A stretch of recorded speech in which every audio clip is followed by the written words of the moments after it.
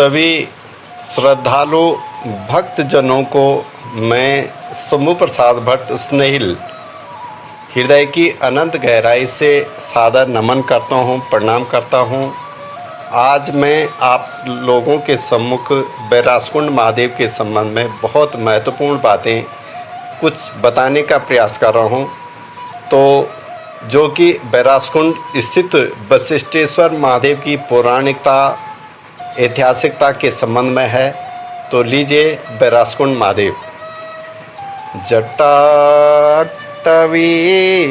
गल चल प्रवाह पावित स्थले गले वलम जलुम्बितां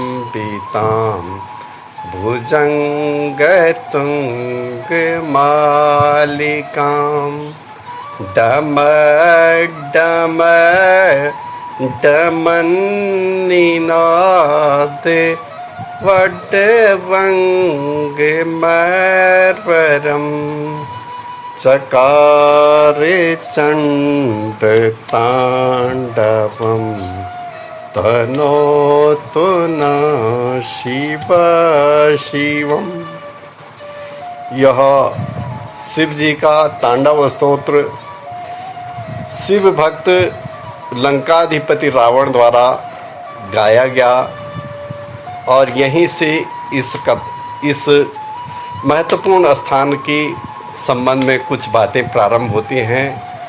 तो पितृदेवों की असीम अनुकंपा, आशीर्वाद के सत्प्रभाव तथा प्रभु परमात्मा परमेश्वर की असीम कृपा से उत्तराखंड राज्य के जनपद चमोली के अति प्राचीनतम व स्वयं सिद्ध तीर्थ स्थल बैरासकुंड महादेव मंदिर के शुभ दर्शनों का परम सौभाग्य प्राप्त हुआ। दिनांक 3 जून 2022 को पूर्वाह्न अपने आवास स्थल श्रीनगर उत्तराखंड के आंचल डेयरी मोहल्ले से सहधर्मिणी संघ देहरादून से आ रहे सवारी वाहन जीप में बैठकर रुद्रप्रयाग, कर्णप्रयाग, नंदप्रयाग और फिर नंदानगर घाट रोड पर स्थित स्थानीय कस्बे कांडई पुल से होकर अपराह्न की बेला पर मटई बैरासकुंड पहुँचे।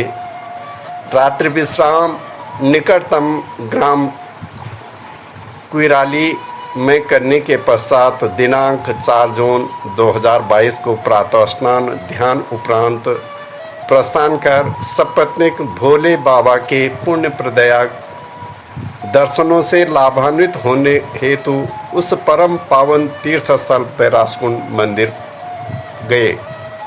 प्रातःकालीन निर्वाण दर्शन करने के पश्चात पुनः सायंकाल को मंदिर पहुंचकर सायंकालिक आरती दर्शनों का भी पुण्य लाभ अर्जित करने का सुअवसर मिला। मंदिर में महादेव शिव शंभू के अनन्य भक्त व ऋषि तुल्य पुजारी श्री श्री वशिष्ठ गिरी जी महाराज, जिनको नेपाली बाबा के नाम से जाना जाता है, का पावन सानिध्य प्राप्त कर प्रभु भोलेनाथ का दर्शन, पूजन, अर्चन व ध्यान करने के पश्चात मंदिर परिसर में स्थित विभिन्न देवालयों में अपना शीश नवाते हुए मन इच्छा आशीर्वाद प्राप्त करके पूज्य महाराज जी के साथ बैठे और देवस्थल संबंधी चर्चा के साथ साथ धर्म कर्म की बातें करके बहुत कुछ ज्ञान प्राप्त किया। जूना अखाड़े से संबद्ध पूज्य वशिष्ठ गिरी जी महाराज इस स्थान पर विगत 35 से भी अधिक वर्षों से भगवान शिव भोले का अर्चन, ध्यान, मनन करने में निरंतर संलग्न हैं। ये त्यागी भावपूर्ण स्वामी जी हैं।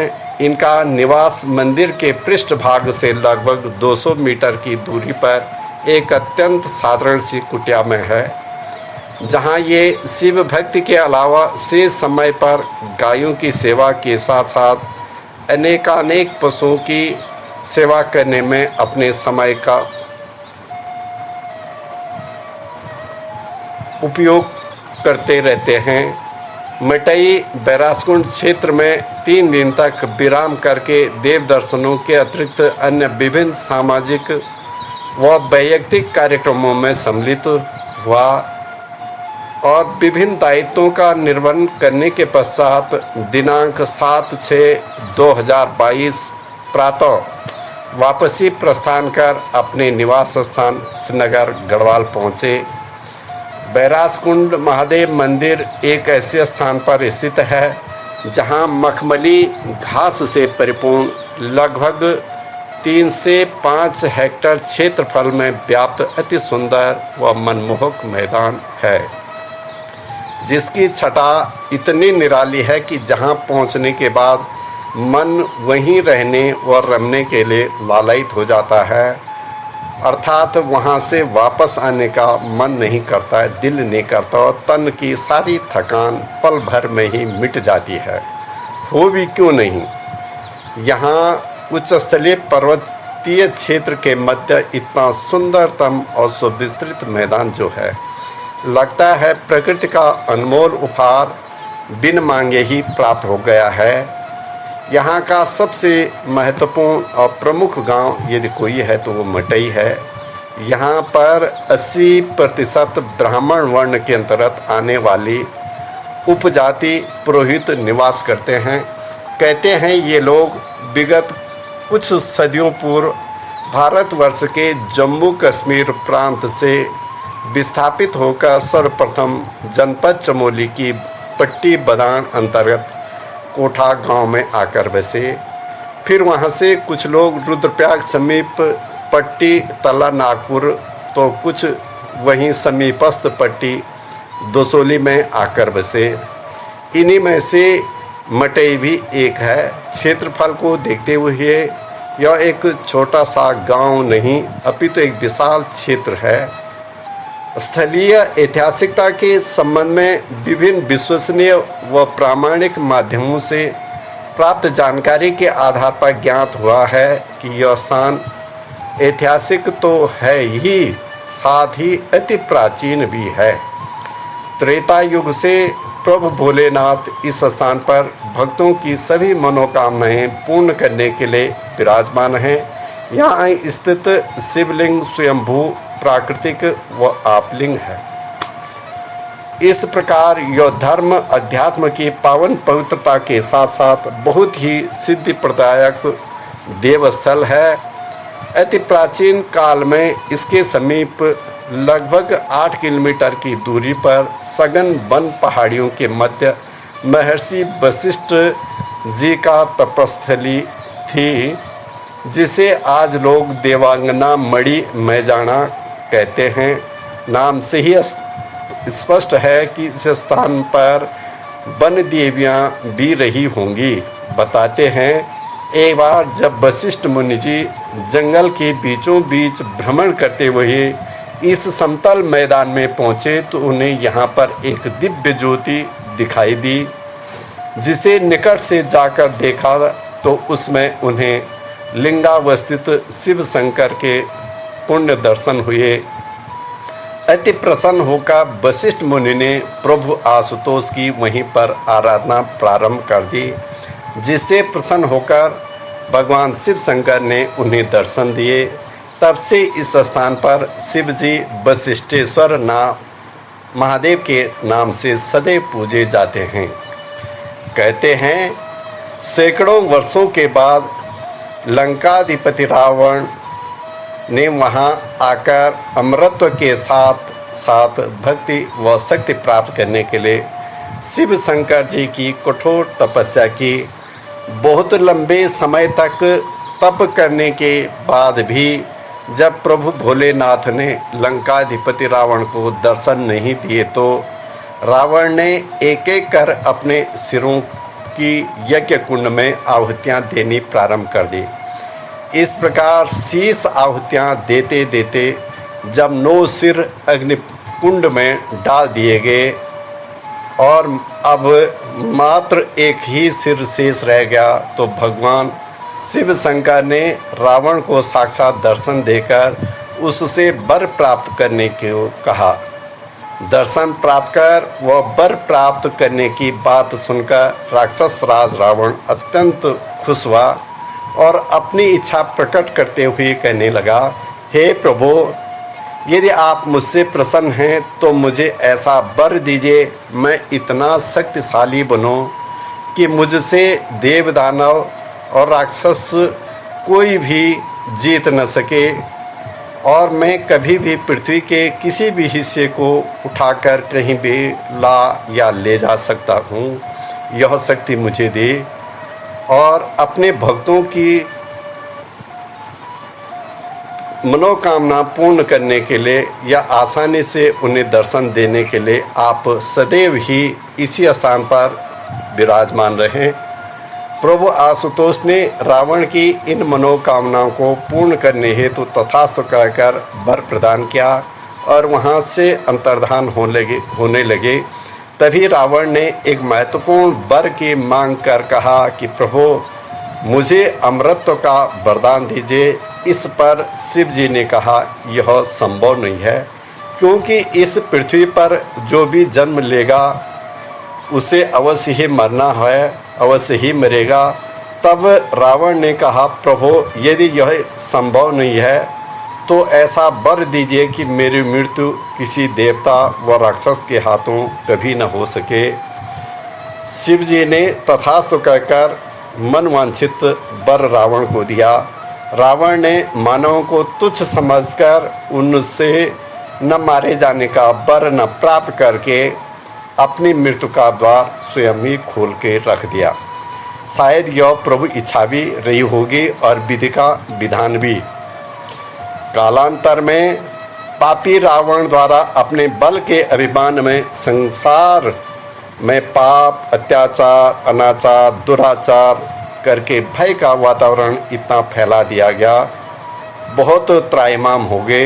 यही नहीं, रावण द्वारा मानव रूप में अवतरित प्रभु श्री रामचंद्र जी की भार्या सीता का हरण भी कर दिया गया, जिससे राक्षस राज रावण का वध प्रभु श्री राम जी के हाथों वानर सेना की सहायता से संभव हो पाया। लंकाधिपति रावण द्वारा अपने 10 शीशों को यज्ञ कुंड में डालने के कारण पूर्व काल में इस क्षेत्र का नाम 10 मोली कहा जाता था। इस कारण यहाँ स्थित शिव मंदिर को 10 मोलेश्वर नाम से भी पुकारा जाता रहा है, जो कालांतर में परिवर्तित होकर दसोली के नाम से आज भी जनपद चमोली की एक महत्वपूर्ण पट्टी व परगना है। मूलतः यहाँ पर स्थित शिव मंदिर को पौराणिक प्रमाणों के आधार पर वशिष्ठेश्वर के नाम से ही आस्था व भक्ति भावपूर्वक पूजा जाता है। प्रभु के इस धाम में सांसारिक मोह माया की अपेक्षाओं व रागों से दूर वैरागी भाव की प्रधानता होने के कारण यह स्थान बाद में वशिष्ठेश्वर धाम से बैरासकुंड के नाम से जाना जाने लगा। इस बात का उल्लेख अनेकानेक पुस्तकों व आलेखों, मौखिक संवादों में विद्वानों द्वारा किया गया है।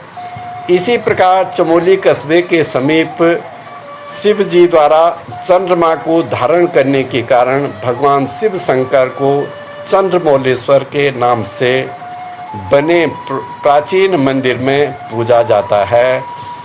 इसी प्राचीन ऐतिहासिकता के कारण कालांतर में इस स्थान को चमोली नाम से जाना जाने लगा, जो सन 1960 से पूर्व गढ़वाल जनपद की एक तहसील थी। उसके बाद जिले के रूप में अस्तित्व में आई। समय समय पर प्रभु शिव शंकर की पूजा अर्चना करने हेतु सुदूर लंका से यहाँ आने में होने वाली परेशानी को देखते हुए राक्षस राज रावण ने तय किया कि क्यों न जहाँ लिंगावस्थित शिव विराजमान हैं वह संपूर्ण शिला को उठाकर लंका ले जाया जाए। यह विचार कर रावण ने उस क्षेत्र की पूरी शिला को उठाने का असफल प्रयास किया। लेकिन प्रभु शिव शंकर ने अपने वेग के प्रभाव से रावण का हाथ पत्थर की शिला के नीचे दबा दिया, जिससे रावण त्राहिमाम करने लगा। शिव जी ने उसका करुण क्रंदन सुनकर अपना भार कुछ कम किया तो किसी प्रकार रावण अपने हाथ की दबी हुई उंगलियों को बाहर निकालने में सफल हो पाया। इस बात की प्रामाणिकता के चिन्ह आज भी यहाँ शिव मंदिर के ठीक सामने आगे की ओर एक कदम की दूरी पर स्थित हनुमान मंदिर की बाईं भाग की शिला पर स्पष्ट तौर दृष्टिगत होते हैं, जिसमें कि रावण के 10 अंगुलियों की चिन्ह दिखाई देते हैं। इसे रावण शिला के नाम से भी जाना जाता है, जिसमें बैठ करके रावण ने वह कठोर तप किया और अपने आराध्य देव शिव शंकर को प्रसन्न कर मनवांछित फल प्राप्त किया। कहते हैं बाद में रावण ने विशाल शिला के बजाय वहाँ की शिवलिंग का आधा भाग निकालकर अपने साथ लंका ले जाने का निश्चय किया और लिंग का वह हिस्सा लेकर आगे बढ़ा तो लंका तक पहुँचाने में रोकने के लिए मध्य रात में शिव जी के कनिष्ठ पुत्र गणेश जी एक छोटे से बालक का रूप धारण करके रावण के साथ बात करते करते आगे बढ़ने लगे। ईश्वरीय इच्छा व विधि के विधान के अनुसार रावण को रास्ते में बहुत तेज लघु शंका लग गई, लेकिन दैवीय नियमानुसार लिंग तो जमीन में नहीं रखना था, अन्यथा वह वहीं स्थिर हो जाएगा जहां जमीन में रखा जाएगा। कहते हैं परल्याम वैद्यनाथम च डाकिन्याम भीम शंकर सेतु बंधे तुरामेशम नागेशम दारुका बने। इस स्थिति को देखते हुए रावण ने अपने साथ चल रहे बालक बने गणेश के हाथ में वह लिंग थमा दिया और लघु शंका करने हेतु निकटतम झाड़ियों के बीच चले गया। समय को देखते हुए बालक गणेश ने अत्यधिक भारी होने का बहाना बनाकर वह लिंग वहीं जमीन पर रख दिया। रावण जब वापस आया तो उन्होंने लिंग जमीन पर रखा देखा। उसे अपने हाथ से पुनः उठाने का प्रयास किया, लेकिन रावण उस शिवलिंग को जमीन से उठा न पाया, निकाल न सका। तब से वह शिवलिंग वहीं पर स्थिर हो गया, जिसे आज भी 12 ज्योतिर्लिंगांतर्गत बैद्यनाथ नाम से जाना जाता है। यह सुप्रसिद्ध व परम सिद्ध शिव मंदिर झारखंड राज्य के रांची के निकट स्थित है। शिव पुराण के कोटि रुद्र संहिता में इसका उल्लेख मिलता है। बैरासकुंड स्थित वशिष्ठेश्वर महादेव के शिवलिंग का आधा भाग रावण द्वारा उठा ले जाने के कारण यहाँ का शिवलिंग खंडित रूप में आज भी विद्यमान दिखाई देता है, जो बहुत ही सिद्धि प्रदान करने वाला है। बैरासकुंड का जो मूल मंदिर है वह प्राचीन काल से ही हल्के बड़े बड़े व लंबे लंबे पत्थरों से चिना हुआ है। साधारण गुंबदाकार, चौकोर और छोटे आकार का है, जिसमें फिलहाल कोई परिवर्तन देवाज्ञा के अनुपालन में नहीं किया जा सका है। मंदिर के ठीक सामने प्रभु भोले नाथ के सवारी वाहन नंदी जी शिव जी की ओर टकटकी लगाए पत्थर मूर्ति के रूप में विराजमान हैं, बैठे हुए हैं। इसके अलावा बाहर एक छोटे से मंदिर नुमा स्थान पर प्रथम पूज्य गणपति जी विराजमान हैं। मंदिर के बाहर का सभा मंडप चारों ओर से खुला और ऊपर से हल्का गुंबदाकार ढका हुआ है, जहां पर दर्शनार्थी बैठकर प्रभु का गुणगान करते हैं। इसके परिसर के अंतर्गत क्षेत्रपाल भैरव तथा मां भवानी का मंदिर भी स्थित है। शिव मंदिर व सभा मंडप के सामने आयताकार व गहरा अत्यंत प्राचीन मंदिर बना हुआ है, जो कटवा पत्थरों से निर्मित है। कहते हैं यही रावण का वह कुंड था जिसमें उसने अपने सिरों की आहुतियाँ दी।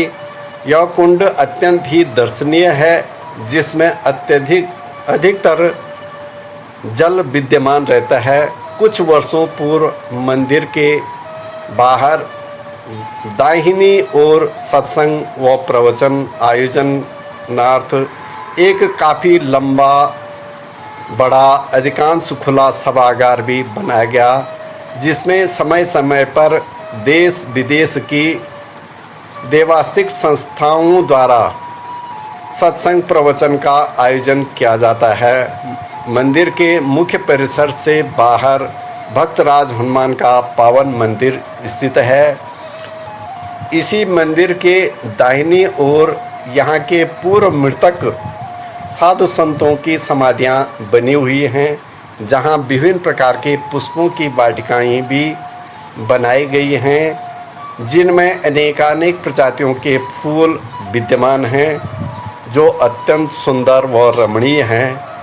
फाल्गुन कृष्ण चतुर्दशी को महाशिवरात्रि के पावन पर्व पर यहाँ विशाल मेले का आयोजन किया जाता है, जिसमें स्थानीय जनों के साथ साथ सुदूरवर्ती क्षेत्रों से भी हजारों श्रद्धालु भक्तगण आकर प्रभु का आशीर्वाद प्राप्त करते हैं। बैरास कुंड का सबसे समीपवर्ती राजस्व ग्राम बैरों है। कहते हैं कि यह मंदिर बैरों गांव के निकट होने के कारण ही बैरास और यहाँ पर कुंड स्थित होने के फलस्वरूप इसे बैरास कुंड कहकर पुकारा जाने लगा, जो बाद में इसी नाम से संपूर्ण क्षेत्र में प्रसिद्ध हो गया। यह स्थान अधिकांशतः प्राकृतिक सुंदरता से परिपूर्ण पहाड़ियों से घिरा हुआ होने और मध्य स्थल में मैदान के बीचों बीच स्थित होने के कारण इतना अधिक मनभावन व धर्म आध्यात्मिकता से भरा हुआ है, जिसका शब्दों में स्पष्टतः वर्णन कर पाना कठिन है। फिर भी यह संक्षिप्त सा प्रयास मेरे द्वारा किया गया है। इस अति पावन पवित्र तीर्थ स्थल के दर्शनार्थ पहुँचने हेतु ऋषिकेश से बद्रीनाथ धाम को आने वाले राष्ट्रीय राजमार्ग नंबर 58 पर सवारी वाहन से आना पड़ता है। ऋषिकेश रेलवे स्टेशन से बस, टैक्सी या अन्य उपलब्ध जो भी सवारी वाहन है उससे लगभग 194 किलोमीटर की दूरी तय कर कर्णप्रयाग से आगे ननप्रयाग पहुंचना पड़ता है। इसके पश्चात नंदा नगर घाट रोड पर 8 किलोमीटर की दूरी पर कांडई पुल नामक छोटे से कस्बे में पहुंचकर वहां से स्थानीय मोटर मार्ग पर किसी हल्के वाहन से ही नंदाकिनी नदी पर बने पुल को पार कर 18 किलोमीटर की हल्की मध्यम चढ़ाई से बैरास कुंड आसानी से पहुंचा जा सकता है। सवारी वाहन से उतरकर लगभग 250 मीटर की पैदल पथ पर आगे बढ़ते हुए मंदिर के मुख्य परिसर के भव्य व दिव्यतम दर्शन प्राप्त किए जा सकते हैं। यहाँ स्थानीय दुकानों से देव पूजन सामग्री व हल्के फुल्के खाद्य पदार्थ खरीदे जा सकते हैं। मंदिर परिसर से कुछ ही दूरी पर दूरस्थ क्षेत्रों से आने वाले श्रद्धालुओं या भक्तगणों के विश्राम के लिए मंदिर समिति तथा श्री भोले महाराज मंगला माता जी द्वारा आधुनिक सुख सुविधाओं से संपन्न धर्मशालाओं का निर्माण भी किया गया है, जहां पर रहने की बहुत ही अच्छी व्यवस्था है। इस पावन तीर्थ स्थल में पहुंचकर प्रभु भोलेनाथ के शुभ दर्शनों का पुण्य लाभ अवश्य अर्जित करें। तो प्रभु भोलेनाथ को सादर प्रणाम कर सत नमन कर उनके श्री चरणों में मेरा बार बार प्रणाम। ओम नमः शिवाय, ओम नमः शिवाय, हर हर भोले नमः शिवाय, नमः शिवाय, ओम नमः शिवाय। हर हर भोले नमः शिवाय, बम बम भोले नमः शिवाय। गंगाधराय शिव गंगाधराय, हर हर भोले नमः शिवाय, बम बम भोले नमः शिवाय। ओम नमः शिवाय।